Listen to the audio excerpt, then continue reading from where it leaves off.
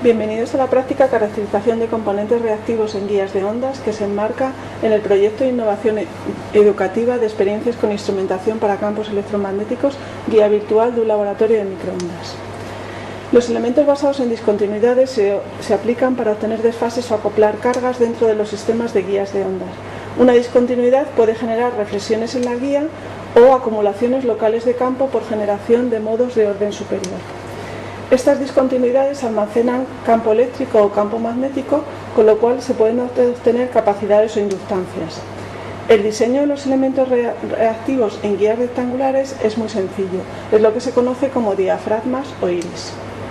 Estos obstáculos en forma de diafragmas en el interior de la guía de ondas cambian la distribución de los campos, de tal forma que a estos componentes se les llaman reactivos y afectan a las líneas de campo eléctrico y magnético.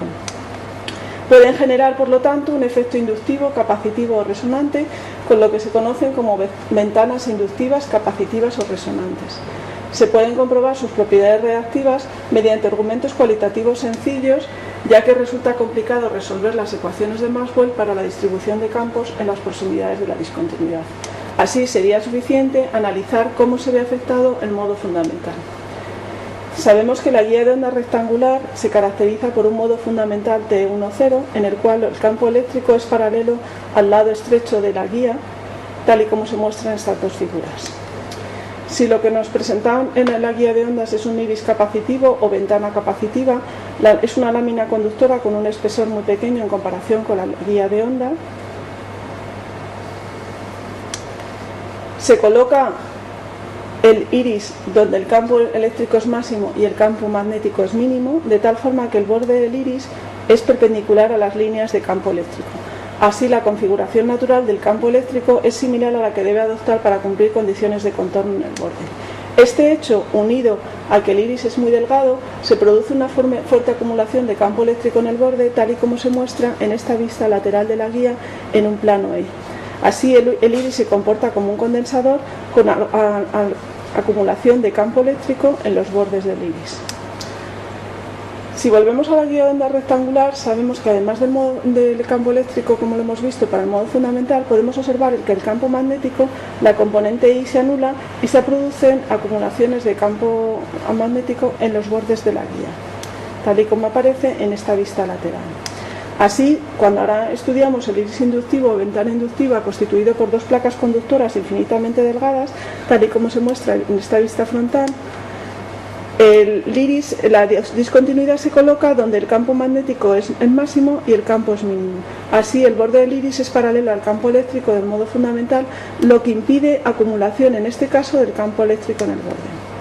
Sin embargo, tal y como vemos en la vista lateral de la guía, en este plano H, se acumulan localmente líneas de campo magnético, ofreciendo al iris un soporte adicional para la circulación de las líneas de corriente.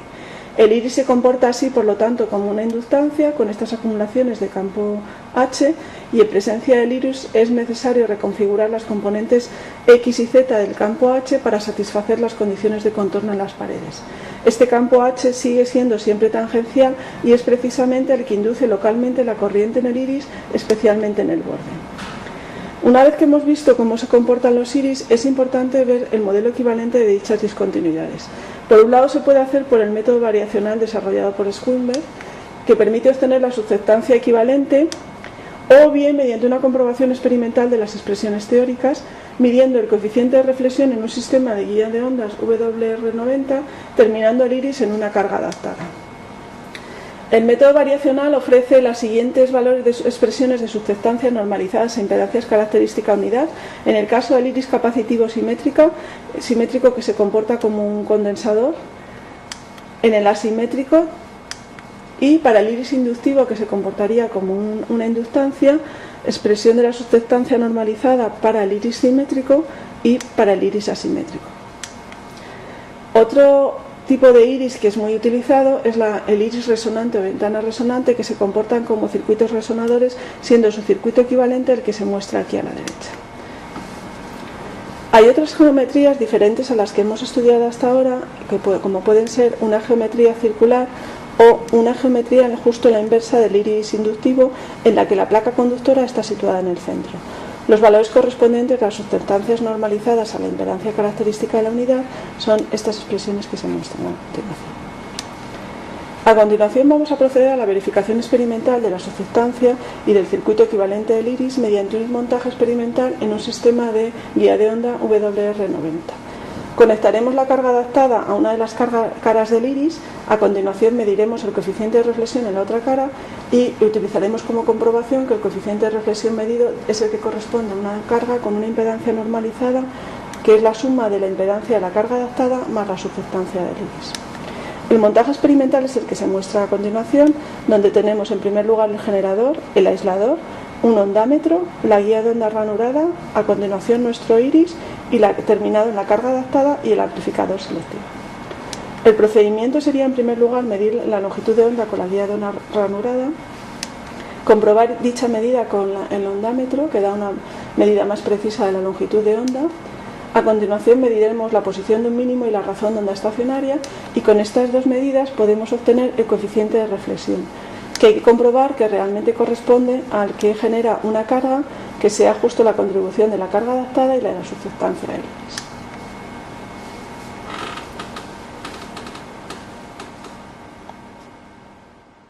Aquí vemos el montaje que hemos mostrado en la transparencia. Vemos en primer lugar el generador, el aislador, el ondámetro, la guía de onda ranurada, un soporte donde en el interior se encuentra el iris terminado en la carga adaptada y el amplificador selectivo. Así, los pasos a seguir serían, en primer lugar, como hemos visto, determinar la longitud de onda.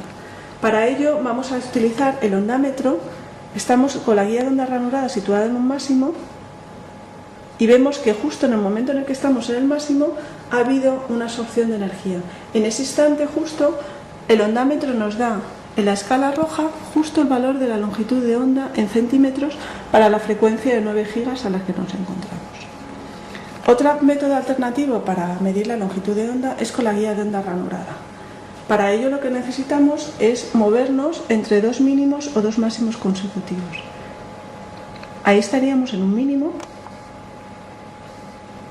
Anotaríamos la lectura que nos marca en ese momento la guía de onda ranurada y a continuación nos desplazamos al siguiente mínimo. Es importante comprobar que es el siguiente mínimo para realmente obtener como medida la semilongitud de onda. Pasamos por un máximo y a continuación nos encontramos con el mínimo. Anotaríamos de nuevo esa lectura de la guía de onda ranurada y así obtenemos que la diferencia entre los dos valores medidos sería la semilongitud de onda en la guía para esta frecuencia de 9 gigas, que justo debería coincidir, aunque nos da con más precisión, el ondámetro. A continuación hemos visto que necesitamos medir la posición de un mínimo. Nos puede servir cualquiera de las dos que hemos anotado previamente para la caracterización de la longitud de onda y la medida de la razón de onda estacionaria.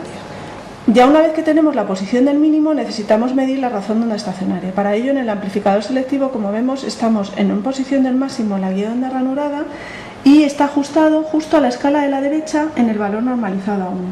De tal forma que cuando desplazamos ahora la guía de onda ranurada hacia el mínimo, el valor justo que nos queda ahí en la escala negra, que como observamos sería en torno a 1,34, justo sería el valor de la razón de onda estacionaria. Así, con los datos medidos de la posición del mínimo en la razón de onda estacionaria, podemos determinar, como hemos comprobado antes, el coeficiente de reflexión y comprobar que corresponde con una impedancia del iris y la carga adaptada.